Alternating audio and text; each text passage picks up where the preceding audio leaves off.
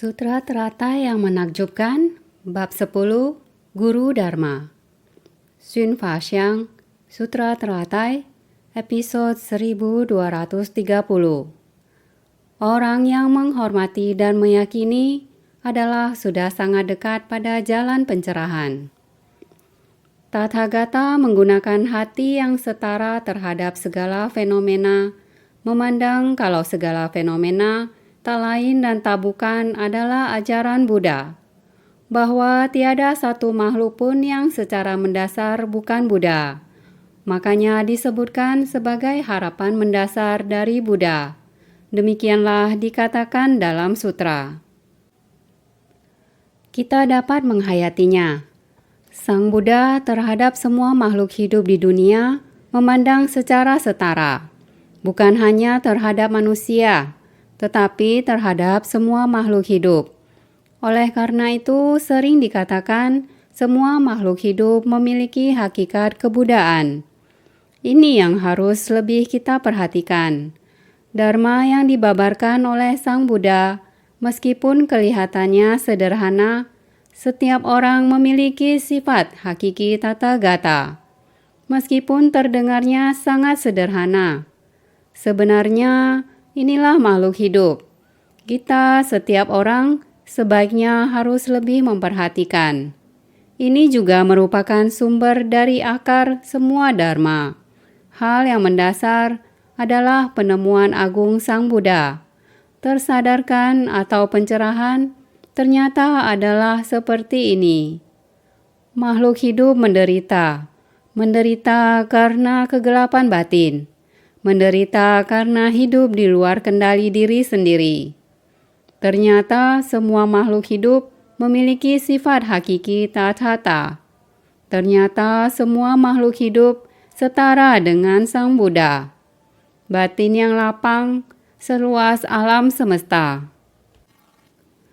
Batin tanpa noda, hening dan jernih. Di mana ada kegelapan batin? Di mana ada penderitaan? Awalnya tidak ada satu benda pun di mana pula debu dapat melekat. Semua makhluk hidup adalah setara. Inilah sebuah penemuan agung Sang Buddha akan semua makhluk hidup. Adalah pencerahan dari Sang Buddha, suatu penemuan yang sangat agung. Ingin segera menjelaskannya kepada semua makhluk hidup. Tidak berdaya terhadap para makhluk. Lebih memilih untuk menjadi anak miskin. Dia tidak tahu bahwa area yang setiap hari disapunya, sebuah rumah besar yang mewah dan megah, dan harta karun yang ada di dalam rumah itu, ternyata adalah miliknya. Para makhluk juga tidak memahaminya, sehingga Buddha seperti sesepuh yang menemukan anaknya. Beliau ingin hidup menyerupai anaknya. Sesepuh melepaskan pakaian yang mewah dan indah dan menggantinya dengan pakaian yang kotor dan dekil. Lalu beliau mendekati anak miskin itu. Sama seperti orang miskin juga, beliau mendatangi dan membimbing anaknya dan memberinya suatu pekerjaan. Semua orang seharusnya masih mengingat cerita ini. Tetapi anak miskin ini apakah masih berada di sana, di sekitar rumah besar dan megah itu? Dia akan mengetahui tentang rumah itu, bahwa dia adalah pemilik rumah itu. Apakah dia masih tidak tahu? Dia masih membutuhkan orang yang ada di sampingnya untuk membimbingnya. Dia harus mengenali lingkungan sekitar. Dia harus membersihkan lingkungan. Setelah mengenali lingkungan dan membersihkan lingkungan, sesepuh tersebut baru pelan-pelan membawanya masuk ke dalam rumah dan kembali ke identitas sebagai seorang sesepuh. Dia memanggil anak miskin itu untuk masuk ke dalam dan membantunya mengenali tempat ini. Banyak harta karun di dalam. Saya bawa kamu masuk melihat-lihat. Inilah cara dia mengarahkannya untuk masuk. Menggunakan hubungan ayah dan anak dimulai dari mengenalinya sebagai anak angkat dan membawanya masuk. Membawanya masuk untuk melihat-lihat lingkungan sekitar rumah. Saat melihat harta karun, orang tua tersebut berkata, "Ini semua milikmu. Lihatlah sang sesepuh, seorang ayah yang penuh kasih sayang untuk membimbing anaknya, harus menggunakan usaha yang begitu besar, kebijaksanaan dan cinta kasih yang begitu besar untuk mendekati anaknya." Terlebih lagi yang dilakukan Sang Buddha untuk semua makhluk. Beliau dari awal sudah menemukan bahwa semua makhluk hidup memiliki sifat kebudaan, bahwa semua dharma memiliki fenomena yang tiada berbeda. Semua orang pada dasarnya memiliki sifat kebudaan. Prinsip kebenaran itu sangat universal. Prinsip kebenaran juga ada di mana-mana, bukan hanya di alam manusia. Namun, beraneka ragam objek yang terlihat oleh mata kita, semuanya mengandung prinsip kebenaran yang memadai. Inilah pencerahan agung Sang Buddha. Oleh karena itu, memandang kalau segala fenomena tak lain dan tak bukan adalah ajaran Buddha. Melihat bahwa semua makhluk memiliki sifat kebudaan. Melihat bahwa semua dharma adalah dharma Sang Buddha. Karena di dalam setiap objek mengandung prinsip kebenaran yang tak terbatas. Jika kita menenangkan hati, melihat dengan penuh kesadaran, benda-benda di sekitar kita, di atas dan di bawah kita, di atap, lantai, lampu, latar belakang, orang-orang yang kita temui, manakah di antara itu yang bukan merupakan perpaduan prinsip kebenaran yang tak terhingga jumlahnya? Jadi Sang Buddha memandang kalau segala fenomena tak lain dan tak bukan adalah ajaran Buddha. Apa yang kita manusia awam lihat secara dangkal adalah indah sekali, saya menyukainya. Kita lalu membeli dan setelah disimpan untuk waktu yang lama, kita tidak menggunakannya lagi. Banyak sekali. Barang ini sudah usang, saya tidak menginginkannya lagi. Kemudian kita membuangnya, mengubahnya menjadi sampah. Kita tidak tahu ada banyak prinsip kebenaran dalam semua sampah itu. Barang yang kita buang begitu saja.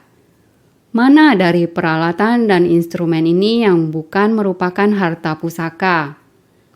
Lihatlah ada begitu banyak komputer, HP, mesin, dan lainnya yang dibuang kemudian dipungut. Karena harus pelestarian lingkungan maka dipungut kembali. Demi lingkungan maka kita sudah menganggap barang yang tidak terpakai ini sebagai benda berharga.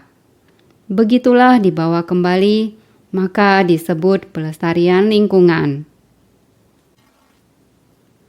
Setelah dipungut, kemudian dipilah dengan sungguh-sungguh. Mesin-mesin ini yang dibuang oleh orang, di dalamnya terdapat besi, tembaga, timah, dan berbagai macam logam. Kita mengelompokkan berdasarkan jenis logamnya. Besi dengan besi, tembaga dengan tembaga, timah dengan timah. Di dalamnya mungkin mengandung emas. Tetapi makhluk awam adalah seperti itu, menganggapnya sebagai sampah. Kita sebagai makhluk awam secara rela terjerumus, rela menganggap diri sendiri sebagai makhluk awam. Selamanya merupakan makhluk awam. Walau demikian terus berlalu, kita melewatinya dengan sia-sia dalam kekacauan. Hati mudah bergejolak. Kerisauan dan kegelapan batin terus diperbanyak. Sampai akhirnya hukum alam pun berlangsung. Kehidupan kita pasti akan berakhir. Bagaimana kita pergi? Bagaimana kita datang ke dunia ini? Tidak tahu. Hanya mengikuti kekuatan karma, berputar-putar seperti itu. Terlahir ke dalam tubuh binatang, alam hantu kelaparan, alam neraka. Kita tidak memiliki kendali untuk menentukan terlahir di mana. mengalami banyak kesengsaraan dan tidak dapat terbebas. Mengikuti kekuatan karma berputar ke alam-alam tersebut, bergantung dari berkah dan jodoh baik yang dijalin di masa lampau kita. Jika memiliki jalinan jodoh penuh berkah, kita akan bertemu seorang dewa penolong. Dewa penolong ini akan membimbing kita untuk berjalan di jalan Bodhi, mendekatkan kita pada prinsip kebenaran Buddha. Tapi itu masih tergantung kita. Pada apakah kita memiliki akar kebijaksanaan dan akar keyakinan. Ketika kita mendengarkan Dharma di kehidupan lampau kita, apakah kita benar-benar meresapkannya ke dalam batin dan menanam benih ini? Jika kita tidak memiliki benih ini, bagaimana kita bisa mengembangkan akar? Jadi hanya kita memiliki benih ini, barulah akan ada tunas dan akar. Jadi ini tergantung pada kita memiliki akar kebijaksanaan dan jalinan jodoh penuh berkah. Dengan begitu banyak penderitaan di luar kendali kita, semuanya tergantung pada apakah kita memiliki akar kebijaksanaan dan kondisi jalinan jodoh penuh berkah. Jika kita memiliki itu, maka dengan sendirinya ketika kita mendengarkan Buddha Dharma, di dalam hati kita akan timbul sukacita. Kita akan bisa menerimanya. Sekali saja kehilangan ini, butuh ribuan tahun untuk mendapatkan kembali bentuk manusia. Ketika kita mendengarkan ajaran Buddha, kita harus dengan sungguh-sungguh menghargainya. Karena Sang Buddha telah memberitahu kita bahwa kita semua pada hakikatnya memiliki sifat Buddha. Kita harus menghargai prinsip-prinsip Buddha. Memandang kalau segala fenomena tak lain dan tak bukan adalah ajaran Buddha. Setiap benda kita dapat menganalisisnya dengan bersungguh hati. Kita dapat menganalisis hal-hal di luar dengan prinsip kebenaran yang sama juga terhadap sifat hakiki yang demikian adanya kita ini. Bahwa tiada satu makhluk pun yang secara mendasar bukan Buddha. Tiada satu makhluk pun yang secara mendasar bukan Buddha, karena setiap makhluk pada dasarnya adalah begitu murni. Sifat hakiki yang demikian adanya. Setiap orang memiliki sifat pencerahan hakiki ini. Sifat hakiki tetap ada. Semua orang memilikinya. Oleh karena itu, Buddha demi agar kita semua dapat menghayati dan memahaminya, beliau menggunakan waktu yang sangat banyak. Waktu selama masa kalpa sebanyak butiran debu. Bolak-balik ke dunia ini demi satu tujuan utama. Untuk membuka dan menunjukkan kepada para makhluk apakah para makhluk dapat menghayatinya. Takutnya sama seperti anak miskin. Tidak berani, seseorang langsung menariknya dengan paksa. Hanya berputar, mengelilingi lingkaran besar. Dengan cara ini untuk bersamanya. Itulah Buddha, harus mulai dari ajaran kendaraan kecil. Dengan agama, memberi bimbingan secara sabar dan sistematis. Membimbing kita agar kita memahaminya. Kita juga mengetahui tentang konsep sebab akibat. Telah menghayatinya. 4 kebenaran mulia, hidup ini penuh dengan penderitaan. Di mana asal mula penderitaan yang diakumulasi? Mengakumulasi segala kerisauan, kegelapan batin. Oleh karena itu, mengikuti 12 nidana ini tanpa henti bertumimba lahir. Jadi 12 nidana, 4 kebenaran mulia, tanpa henti dengan demikian berputar terus. Buddha mulai mau mengajarkan kita, menggandeng kita, untuk benar-benar menapaki segala praktik dari 6 paramita.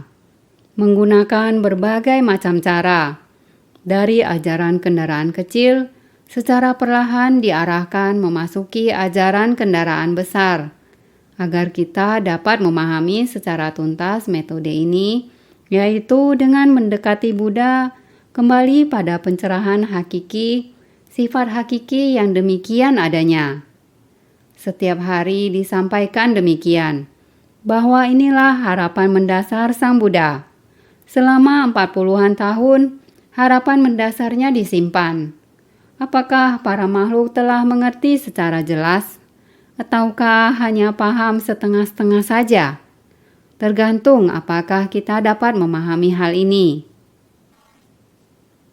Maka dalam sutra disampaikan dan mau ditunjukkan kepada kita, agar kita bisa terima, bisa sadar, bisa paham, kita harus mendalami seperti anak yang miskin masuk ke rumah besar. Jika kamu tidak masuk, tidak akan bisa sampai ke harta karun di dalam. Maka kita harus dengan bersungguh hati memahami upaya Sang Buddha menarik perhatian kita. Inilah welas asih Sang Buddha. Meneladani Buddha benar-benar tidak mudah. Kita berada di semesta ini. Sebenarnya semesta ini hanya satu. Kita sangat kenal dengan semesta ini. Namun kita tidak dapat memahami ketakjuban semesta ini. Pada 1 Oktober tahun 2010, salah satu profesor di National Central University kita, Profesor Ye, datang kemari dan memberikan kepada saya sebuah planet minor seci yang berada di semesta ini. Planet minor ini di antara planet Mars dan planet Jupiter. Di antara dua planet tersebut, ada satu planet minor.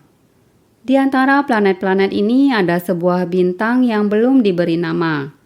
Ini sebuah penemuan baru. Dia usul dinamakan Seci. Ini adalah ketika tahun 2010. Lewat sebuah bintang dengan nama Seci, membuat bintang ini dikenal di seluruh dunia. Sertifikat diantarkan ke Seci.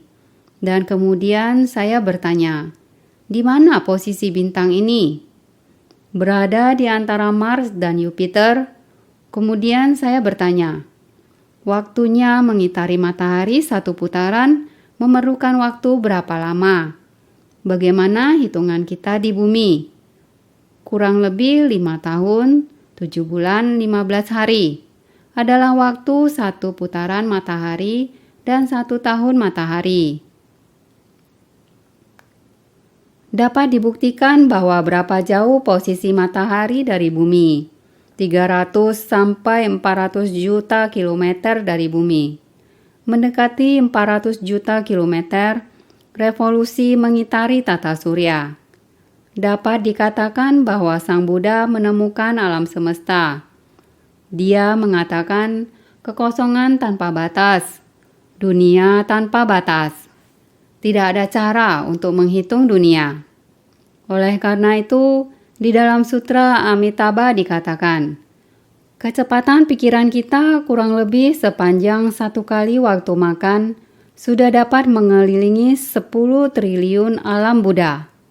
Dapat dikatakan bahwa alam semesta pada dasarnya sangat besar. Terdapat berapa banyak alam kehidupan? 10 triliun alam Buddha di dalam sistem tata surya kita, hanya terdapat satu Buddha. Karena hanya di bumi satu-satunya planet yang terdapat kehidupan. Hanya satu orang Buddha. Ada 10 triliun alam Buddha. Sebenarnya dalam alam semesta dan kekosongan ini, sebenarnya terdapat berapa banyak alam kehidupan. Ini adalah jangkauan dari kebijaksanaan Sang Buddha.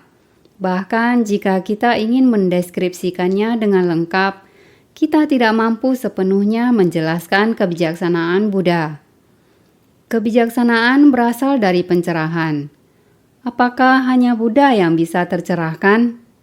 Tidak, semua manusia, semua makhluk memiliki pencerahan hakiki. Kita semua seharusnya memiliki itu. Bagaimana kita bisa mencari cara untuk memahami hal ini? Ada banyak cara, seperti tumpukan sampah yang besar. Di tumpukan sampah ini ada banyak harta karun, benda logam. Semua harta karun yang ada di semesta bisa ditemukan di antara sampah itu. Sekarang kita hanyalah suatu benda di dalam tumpukan sampah ini. Padahal kita sudah menemukan Buddha Dharma. Apa yang Buddha katakan kepada kita, membantu kita menjadi manusia dan mendekati jalan Bodhisattva. Ia telah memandu kita ke jalan Bodhisattva. Jalan kebudaan adalah jalan menuju pencerahan.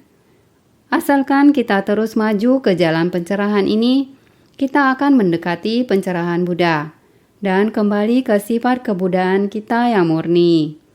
Maka kita harus berusaha untuk mengalami ini dengan sepenuh hati, baru kita bisa mengerti. Pada naskah sutra sebelumnya mengatakan demikian. Kenapa demikian? Di dalamnya sudah ada keseluruhan tubuh dari Tathagata. Kepada sutra ini hendaknya diberikan segala macam bunga, dupa, keyura, tirai sutra, panji, musik, lagu, sebagai persembahan penuh hormat, dimuliakan dan dipuji. Sutra Teratai Bab 10 Guru Dharma. Dengan kemurnian ini kita telah kembali ke prinsip sejati. Dalam hal prinsip sejati, setiap manusia memiliki stupa di puncak burung nasar. Dalam setiap pikiran manusia memiliki stupa di puncak burung nasar. Setiap manusia hendaknya melatih diri di dalam stupa hati, kembali kepada sifat hakiki kita. Begitu kita meresapkan dharma ini ke dalam hati. Stupa ini mengikuti kita kemanapun kita pergi. Ini karena sutra dan ajaran adalah seluruh tubuh Buddha. Jadi, kepada stupa ini hendaknya diberikan segala macam bunga, dupa, keyura, tirai sutra, panji, musik, lagu sebagai persembahan penuh hormat, dimuliakan dan dipuji. Ketika menyangkut diri kita sendiri, kita harus menghargai diri kita sendiri dan mengasihi diri sendiri. Kita harus menghargai diri sendiri agar tidak terjerumus. Hanya dengan menghargai diri sendiri, barulah kita dapat berjalan di jalan Bodhisattva. Jika kita tidak menghargai diri sendiri, maka seolah-olah kita berada di tumpukan sampah. Jika kita menghargai diri kita sendiri, kita memiliki stupa yang terbuat dari 7 harta karun dan terus-menerus menerima persembahan dari 7 harta karun. Kita bahkan memiliki bunga yang indah, dupa, keyura, tirai sutra, panji, musik, nyanyian, dan pujian. Kita harus berperan sebagai teladan agar dipuji orang lain. Inilah yang membuat kita berharga.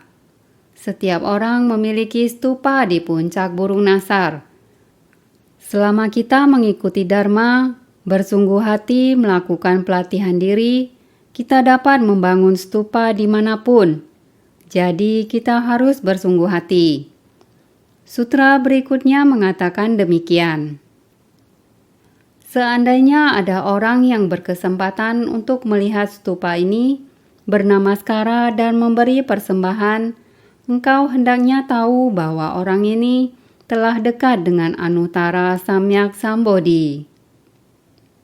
Sutra Teratai Bab 10 Guru Dharma. Seandainya ada orang yang berkesempatan untuk melihat stupa ini, bernamaskara dan memberi persembahan, kita semestinya bisa melihat stupa ini. Semuanya seharusnya melihat. Ternyata beginilah Dharma Buddha yang tidak terpisahkan dari Dharma duniawi. Ternyata Dharma Buddha pada dasarnya adalah suatu jalan. Jalan ini bisa dilewati semua orang. Arahnya sangat jelas. Dari kebajikan kita berjalan menuju kondisi tercerahkan. Dari kondisi tercerahkan, kita masuk ke tengah orang banyak, kemudian mencerahkan orang lain. menyadarkan para makhluk. Akar kebijaksanaan ini, ketika karma berkah tersempurnakan, maka kita akan merasakan kondisi Buddha. Kita akan memasuki ruang Tathagata dan berada di tempat yang sama dengan Buddha. Jadi kita sudah melihat ini. Kita sudah melihat prinsip kebenaran ini. Kita sudah melihat wujud kebajikan ini. Stupa adalah wujud kebajikan. Kita juga menyebutnya sebagai wujud tinggi. Saya sudah menjelaskan ini sebelumnya. Bagi Buddha dan Bodhisattva, stupa menunjukkan tingginya kebajikan segala Buddha dan Bodhisattva, sehingga disebut wujud tinggi stupa. Ketika kita melihat prinsip seperti ini, yang menunjukkan kebajikan seperti ini, kita seharusnya memberi hormat dan persembahan. Seandainya ada orang yang berkesempatan untuk melihat stupa ini, bernamaskara dan memberi persembahan, ini menjelaskan bahwa memuja dan memberi persembahan pada stupa ini berarti telah dekat dengan kebodian. Seandainya ada orang melihat stupa ini, bersembah sujud dan memberi persembahan padanya, ini menjelaskan bahwa memberi persembahan bagi stupa membawa kita lebih dekat pada kebodian, semakin dekat dengan jalan pencerahan. Kalau kita bisa memberi hormat dan persembahan kepada stupa, berarti kita telah dekat dengan jalan pencerahan. Seandainya ada orang melihat stupa ini, bersembah sujud dan memberi persembahan padanya, kita sudah yakin pada Buddha dan menanam akar keyakinan yang dalam. Kita yakin pada pondasi Buddha, Dharma, Sangha. Kita sudah menunjukkan 4 keyakinan. Jadi kita harus memiliki rasa hormat. Bukan hanya menghormati diri sendiri, namun juga orang lain. Bukan hanya tersadarkan, namun juga menyadarkan yang lain. Kita harus saling menghormati dan saling percaya dalam hubungan dengan sesama. Engkau hendaknya tahu bahwa orang ini telah dekat pada Anuttara Samyak Sambodhi. Orang yang menghormati dan meyakininya sudah sangat dekat pada jalan pencerahan. Hendaknya tahu kalau orang ini sudah dekat dan padan dengan batin Buddha, hampir-hampir mencapai penerangan sempurna. Sudah mau dekat dengan jalan pencerahan. Orang yang mengerti untuk menghormati dan meyakini prinsip kebenaran, orang yang telah paham hingga tuntas pada prinsip kebenaran ini, orang yang demikian telah sangat dekat dengan jalan pencerahan. Anda dengan dia, jaraknya seberapa jauh? Sangat dekat. Ini seperti yang barusan dibicarakan. Planet minor Seci. Dengan kita jaraknya berapa jauh? 300 hingga 400 juta kilometer jauhnya. Masih sangat jauh. Tapi setelah memahami prinsip kebenaran, di dalam batin Buddha dengan dunia yang kotinya tak terhingga, semuanya terkandung dalam sifat tercerahkan di dalam batin Buddha. Jika kita tercerahkan, sifat tercerahkan akan berjarak sangat dekat dengan kita, tidak jauh lagi. Jadi dikatakan sudah sangat dekat pada jalan pencerahan, bukan jauh, tapi sangat dekat. Jarak dengan jalan pencerahan sudah sangat dekat. Melihat Dharma yang demikian, kita membangkitkan hati sukacita, mengerti untuk menghormati, menghargai, menegakkan sutra yang demikian, menyalin sutra, membaca sutra, membabarkan sutra, mendengarkan sutra, menyebarkan sutra. Ini semua dapat diibaratkan tempat yang akan dibangun stupa. Kita seharusnya menghormatinya. Jadi hendaknya tahu kalau orang ini sudah dekat dan padan dengan batin Buddha.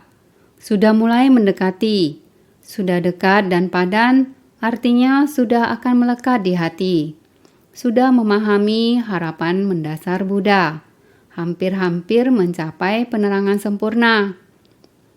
Sudah mendekati, dekat dengan Anuttara Samyak Sambodhi, pencerahan sempurna. Ini di Sutra Teratai adalah demikian, agar kita dapat memahami Dharma. Dharma duniawi, Dharma yang melampaui duniawi, semuanya ada di dalam sutra ini. Jika dapat benar-benar memahami, sangat tuntas, sangat memahami, ini telah mendekati. Jadi bernamaskara dan memberi persembahan. Hanya bernamaskara dan memberi persembahan pada stupa yang ditemukan di mana saja. Tidak perlu melihat sutra ini. Buddha telah menjanjikan akan berkesempatan untuk dekat pada kebodian. Hanya perlu bernamaskara dan memberi persembahan pada stupa yang ditemukan di mana saja. Tidak perlu melihat stupa ini.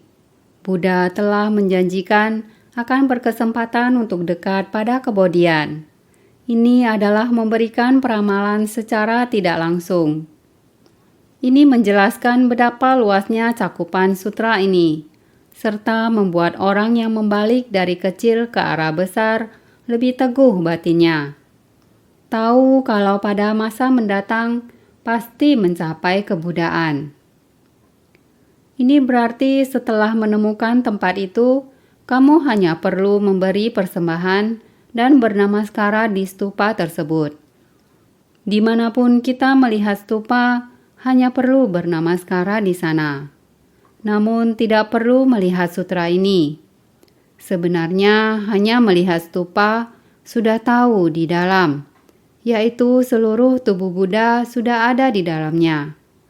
Karena tempat ini terdapat sutra yang demikian. Seluruh tubuh Buddha ada di sana.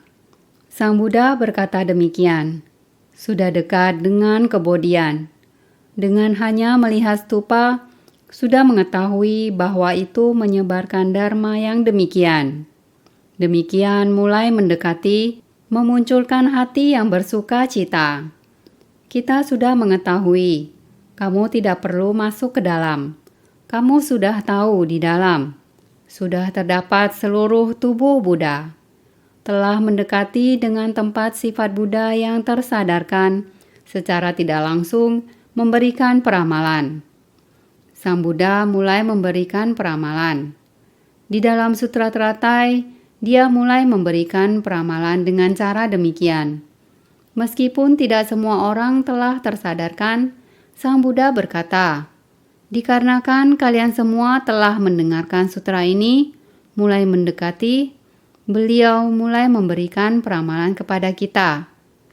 Di masa lalu terdapat 2000 orang mendapat peramalan. Apakah 2000 orang ini semua telah menghayati seluruhnya?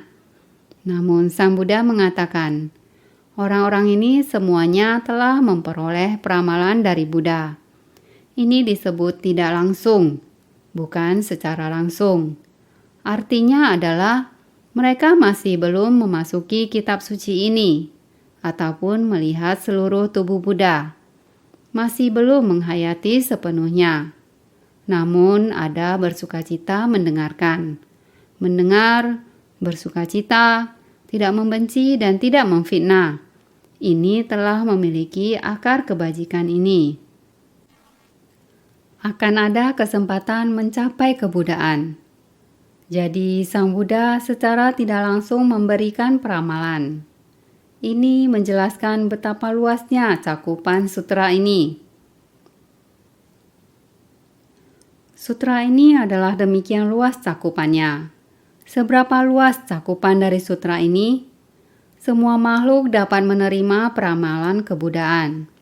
Secara tak langsung, di alam semesta ini, Buddha juga dapat memberi peramalan. Terhadap 8 kelompok pelindung Dharma, kita sudah membahasnya sebelumnya, serta membuat orang yang membalik dari kecil ke arah besar. Buddha sudah pastikan bahwa para makhluk memiliki sifat hakiki yang demikian adanya.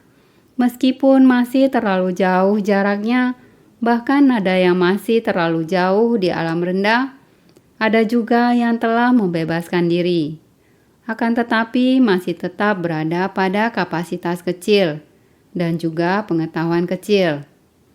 Namun, Buddha tetap bersikap sabar, berharap beliau dapat perlahan-lahan membimbing mereka dari ajaran kendaraan kecil ke arah besar.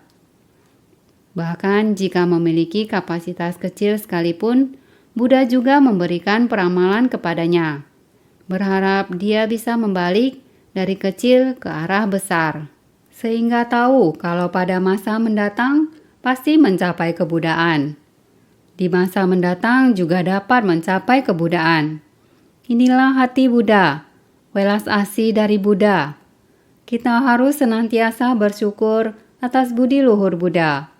Selanjutnya Buddha mengatakan, "Baik saja Raja, banyak orang, para perumah tangga dan monastik yang mempraktikkan jalan bodhisattva. Seandainya tidak berkesempatan untuk melihat, mendengar, membaca, melafal, menyalin, menegakkan atau memberi persembahan pada sutra teratai." Sutra teratai bab 10 Guru Dharma. Buddha memanggil Baisaja Raja. Berkata kepada Baisaja Raja, apabila ada perumah tangga dan monastik yang bertekad untuk mempraktikkan jalan bodhisattva, seandainya tidak berkesempatan untuk melihat, mendengar, membaca, melafal, menyalin, menegakkan atau memberi persembahan pada sutra teratai ini, bila dia telah bertekad untuk menjadi monastik, tetapi masih belum dapat melihat sutra teratai, juga belum dapat membaca, melafal, belum bertekad menerima dan menegakkan sutra teratai, orang yang demikian ini menjelaskan bahwa setelah melihat atau mendengar sutra ini, dapat dengan baik mempraktikkan jalan terunggul. Sutra ini sebagai benih sebab yang praktis dan menakjubkan. Dapat mempraktikkan dengan baik atau tidak akan dijelaskan dengan perumpamaan selanjutnya. Di sini Sang Buddha ingin menjelaskan, setelah melihat atau mendengar sutra ini, dapat dengan baik mempraktikkan jalan terunggul. Melihat sutra ini akan timbul rasa sukacita mereka, dan mereka bersedia untuk menerima dan menegakkan, bersedia membaca dan melafalkan, bersedia menyalin dan mencatat, juga bersedia menjelaskan. Ini sesungguhnya tidaklah mudah. Praktik kebajikan ini sungguh istimewa. Jalan pencerahan ini, karena sutra ini sebagai benih sebab yang praktis dan menakjubkan. Karena sutra ini adalah benih sebab untuk mencapai kebudaan, untuk bisa bertemu dengan sutra yang demikian dan bisa bersukacita ketika melihatnya, juga bersedia untuk menerima dan menegakkan. Ini butuh sebab dan kondisi pendukung yang praktis dan menakjubkan. Jadi inilah benih sebab untuk mencapai kebudaan. Dapat mempraktikkan dengan baik atau tidak, ada orang yang bersedia. Bajik di sini yang dimaksudkan adalah bersedia, baik yang sudah meninggalkan kehidupan duniawi ataupun para praktisi perumah tangga, yang dimana mereka semua adalah murid Buddha. Akan tetapi ada yang tidak bersedia. Sebagian orang tidak ada kondisi pendukung. Ini akan dijelaskan berikutnya. Masih terdapat banyak perumpamaan. Baik saja Raja, banyak orang, para perumah tangga dan monastik yang mempraktikkan jalan bodhisattva. Sekiranya melihat ada orang, baik perumah tangga pria atau wanita, biksu atau biksuni mempraktikkan jalan bodhisattva, sehingga sekiranya melihat ada orang, jika baik saja Raja melihat baik itu praktisi perumah tangga ataupun para biksu-biksuni yang mempraktikkan jalan kebajikan, meskipun mereka menjalankan praktik di jalan bodhisattva, akan tetapi tidak begitu sukacita terhadap sutra. yang belum memiliki jalinan jodoh untuk menerima. Seandainya tidak berkesempatan untuk melihat, mendengar, membaca, melafal, menyalin, menegakkan atau memberi persembahan pada sutra teratai ini, orang yang demikian seandainya tidak berkesempatan untuk melihat, mendengar, membaca, melafal, menyalin, menegakkan, atau memberi persembahan pada sutra teratai ini, seperti 4 kelompok siswa di atas. Sekalipun menerima dan mempraktikkan jalan bodhisattva, tetapi tidak berkesempatan untuk melihat, mendengar, menerima, menegakkan, membaca, dan melafalkan sutra teratai. Ini sudah dijelaskan di depan, benih sebab dan kondisi pendukung, serta perumpamaan dan lain-lain. Dari ajaran kendaraan kecil, terus sampai pada ajaran kendaraan besar. Walaupun sudah mempraktikkan jalan bodhisattva, namun terhadap sutra teratai yang tidak berkesempatan untuk melihat, mendengar, menerima, menegakkan, masih ada yang lain. Apakah di dalam sutra agama, Waipulya, Prasna, dari sutra-sutra ini Anda pernah membacanya, atau ada di dalam Awatamsaka? Awatamsaka makin sedikit orang yang membacanya, karena terlalu tebal. Terutama keseluruhannya menjelaskan tentang kondisi batin Buddha. Keempat kitab sutra ini walaupun pernah dibaca orang dan tahu untuk mempraktikkan jalan kebajikan, mempraktikkan jalan bodhisattva, mengetahuinya, namun dia belum berada di dalam sutra teratai, belum benar-benar bersentuhan, ataupun sudah bersentuhan tapi tidak berkeinginan untuk menerima. Walaupun menerima, juga tidak berkeinginan untuk menegakkan. Ini semua tergantung pada jalinan jodohnya. Apakah memiliki benih sebab dan kondisi pendukung yang demikian menakjubkan? Akar kebijaksanaan dan jodoh baik, apakah begitu kebetulan dapat berpadu? Banyak murid Buddha mungkin terhadap istilah sutra teratai sama sekali belum pernah mendengar. Tentu saja ada yang begini. Bagi yang sudah mendengar, belum tentu juga dia bersedia mendengarkan, membaca, melafal. Ini semua tergantung jalinan jodoh. Jalinan jodoh. Mungkin ada yang masih sangat jauh, seperti pada zaman Buddha. Pada waktu yang panjang di masa lampau, ada seorang Buddha yang bermanifestasi ke dunia. Buddha ini lahir di dunia, banyak orang memberi persembahan. Di antara orang banyak ada seorang biksu. Setiap hari sangat tulus. Setiap hari memberi persembahan. Biksu ini memberi persembahan dengan menyalakan pelita. Tetapi dia memberi persembahan dengan menyalakan pelita. Pelita ini dari mana asalnya? Pelita ini adalah dari seorang nenek tua yang menjual minyak lampu. Dalam kitab semula yang diceritakan bernama Putri Muni. Nenek tua ini melihat biksu ini, ia merasa sangat bersuka cita. Selalu hendak memberi persembahan pada biksu ini. Bila biksu ini datang, hendak membeli minyak pelita, dia selalu memberinya secara cuma-cuma. Maka biksu mendapatkan pelita, pergi memberi persembahan kepada Buddha. Akhirnya pelita ini terlihat oleh Buddha. Oleh biku yang sama sepanjang tahun, setiap hari selalu demikian, menyalakan pelita ini untuk persembahan. Buddha ini membabarkan dharma kepada banyak orang. Pelita ini adalah pelita yang sangat bersinar. Sampai pada Buddha itu akan mencapai parinirwana. Membabarkan sutra teratai, mulai memberi peramalan pada biksu ini. Berkata, di masa mendatang kamu bisa mencapai kebudaan. Waktu itu semua orang sangat memuji pada biksu ini. Akan pelatihan dirinya. Setiap hari dia menyalakan pelita. Maka kamu mendapat peramalan Buddha.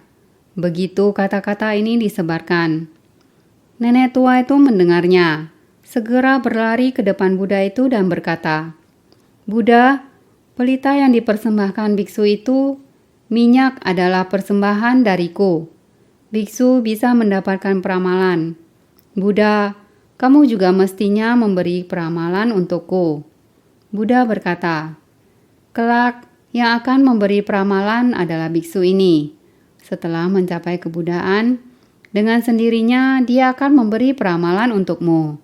Sehingga dikatakan, jalinan jodoh adalah demikian. Jalinan jodoh sungguh tak terbayangkan. Prinsip yang sama, walaupun sama-sama menjadi murid Buddha Sakyamuni, ada yang menjadi monastik, ada yang perumah tangga. Kitab sutra telah didengarkan. Terhadap sutra teratai dia tidak ada minat. Buddha mulai akan membabarkan dharma. 5.000 orang meninggalkan persamuhan. Mereka tidak bersedia menerima sutra teratai. Tidak bersedia menerima dan menegakkan, membaca, melantunkan, menyalin. Para makhluk di kemudian hari mungkin juga seperti demikian. Pada saat zaman Buddha, 5.000 orang meninggalkan persamuhan. Pada zaman Buddha membabarkan banyak dharma, bukan semua orang dapat hadir di persamuhan sutra teratai. Yang sudah hadir di persamuhan, dia juga akan meninggalkan persamuhan. Inilah jalinan jodoh. Sehingga Buddha mengatakan demikian juga kepada Baisaja Raja berkata, "Seandainya tidak berkesempatan untuk melihat, mendengar, membaca, melafal, menyalin, menegakkan atau memberi persembahan pada sutra teratai ini, ada apa lagi selanjutnya? Prinsip kebenaran sangat banyak. Asalkan kita bersungguh hati memahami yang tercakup dalam sutra teratai adalah prinsip kebenaran yang banyak. Semua makhluk dalam langit bumi alam semesta ini akan tetapi sampai kapan kita baru bisa benar-benar memahaminya? Harus sabar, harus lebih bersungguh hati."